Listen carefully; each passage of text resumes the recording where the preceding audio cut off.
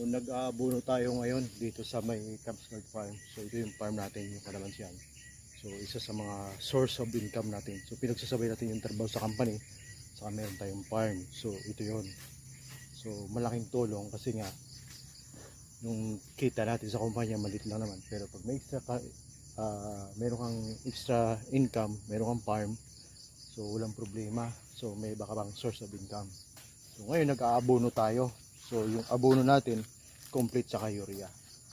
So sa bawat isang puno, 2 dakot lang.